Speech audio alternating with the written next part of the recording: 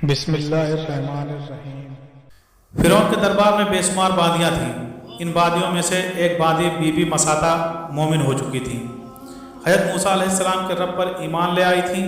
اس نے ایک خدا کی عبادت کرنا شروع کر دی۔ جب فرعون کو اطلاع ملی کہ اس کی فلاں باندی مسلمان ہو گئی ہے، حضرت موسیٰ علیہ السلام کے رب پر ایمان لے آئی ہے، تو فرعون نے یہ خبر پا کر اس باندی کو اپنے پاس حاضر کرنے کا حکم دیا۔ جب بی بی مساطہ کو فرعون کے دربار میں پیش کیا گیا تو وہ مسکراتی ہوئی پیش ہوئی۔ فرعون نے بی بی مساطہ سے مخاطب ہو کر کہا، میں نے سنا ہے کہ تو حضرت موسیٰ علیہ السلام کے رب پر ایمان لے آئی ہو۔ اس باندی نے کہا، جی ہاں، آپ نے جو کچھ سنا ہے وہ سچ ہے۔ میں حضرت موسیٰ علیہ السلام کے رب پر ایمان لے آئی ہوں، میں مومن ہو گئی ہوں، میں نے کفر چھوڑ دیا ہے۔ جب فرعون نے بی بی مساطہ کی زبان سے یہ الفاظ سنے تو وہ کہنے لگا کہ تو حضرت موسیٰ علیہ السلام کے رب کو چھوڑ کر میری خدائی کو مان لے۔ باندی نے کہا کہ یہ کیسے ممکن ہو سکتا ہے کہ جو انسان ایک بار رب پر ایمان لے آئے وہ ایک خدا کو چھوڑ کر تیرے جیسے فرعون اور ظالم انسان کی خدائی کو مان لے۔ باندی کی زبان سے یہ الفاظ سنتے ہی فرعون نے درباریوں کو حکم دیا کہ باندی کو میخوں سے جکڑ لیا جائے۔ فرعون کے حکم پر فوری عمل کیا گیا۔ باندی کو میخوں سے جکڑ دیا۔ باندی کو اس حد تک زبردستی سے جکڑ دیا گیا کہ وہ بالکل ہی بے حس و حرکت ہو گئی۔ پھر اس باندی پر سانپ اور بچھو چھوڑ دیے گئے۔ فرعون نے بی بی مساطہ کو کہا کہ اب بھی تیرے پاس وقت ہے کہ تو خدا کو چھوڑ کر میری خدائی کو مان لے، میں تجھ کو معاف کر دوں گا، ورنہ میں تجھ پر 1 مہینے تک سانپ اور بچھو چھوڑے رکھوں گا۔ لیکن بی بی مساطہ نے کہا کہ تو مجھ پر 1 مہینے کے بجائے کئی سالوں تک بھی بچھو اور سانپ چھوڑ دے گا تو دن بدن تجھ کو میرے اندر حضرت موسیٰ علیہ السلام کے رب کی محبت بڑھتی ہوئی نظر آئے گی۔ بخاری میں ایک روایت پھر وہ انسان کے دل سے باہر نکلنے کا نام نہیں لیتی ہے۔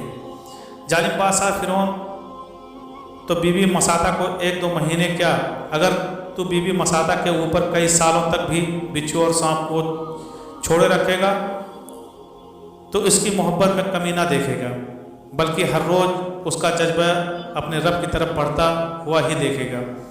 بی بی مساطہ کی 2 چھوٹی چھوٹی بچیاں تھیں۔ بڑی کی عمر 4 یا 5 سال تھی اور چھوٹی ابھی ماں کا دودھ پیتی تھی۔ فرعون نے باندی کی بڑی بیٹی کو ماں کی چھاتی پر لٹا دیا، پھر اپنے درباریوں کو حکم دیا کہ اس کو ماں کی چھاتی پر ہی قتل کیا جائے۔ جب اس چھوٹی سی لڑکی کو ماں کی چھاتی پر ذبح کیا گیا تو فرعون نے باندی سے کہا کہ اب بھی اس رب کو چھوڑ کر مجھ پر ایمان لے آؤ، ورنہ میں تمہاری چھوٹی بیٹی کو بھی اس طرح قتل کر دوں گا۔ قربان جائے اس بی بی مساطہ پر جس نے لڑکھڑاتی ہوئی آواز میں جواب دیا کہ اے بیوقوف، تو 2 بچیوں کی بات کرتا ہے، اگر تو میری چھاتی پر ساری دنیا کو لٹا کر ذبح کر دے گا تو میں تب بھی حضرت موسیٰ علیہ السلام کے رب پر ہی ایمان لاؤں گی، تو جیسے فرعون پر کبھی بھی ایمان نہیں لاؤں گی۔ جب دودھ پیتی ہوئی چھوٹی سی ننھی سی جان کو ماں کی چھاتی پر لٹا دیا گیا تو یہ منظر دیکھ کر ماں کی آنکھوں میں آنسو بھر آئے، لیکن ننھی سی جان نے آواز بلند کی، اے میری پیاری ماں، تم روتی کیوں ہو؟ اللہ تعالیٰ کی جنت تمہارا انتظار کر رہی ہے۔ اے ماں، اب جنت میں ہی ملاقات ہوگی۔ ننھی سی بچی کی آواز سن کر ماں کا رب پر یقین اور مضبوط ہو گیا۔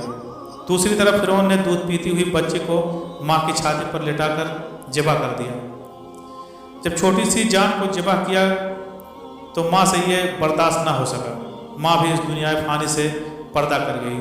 جب اللہ تعالیٰ نے رسول اللہ صلی اللہ تعالیٰ علیہ وسلم کو براق پر بٹھا کر معراج شریف کی سیر کروائی تو براق کا گزر میدان مصر کے قریب سے ہوا تو رسول اللہ صلی اللہ تعالیٰ علیہ وسلم کا بہت ہی پیاری خوشبو سے سامنا ہوا۔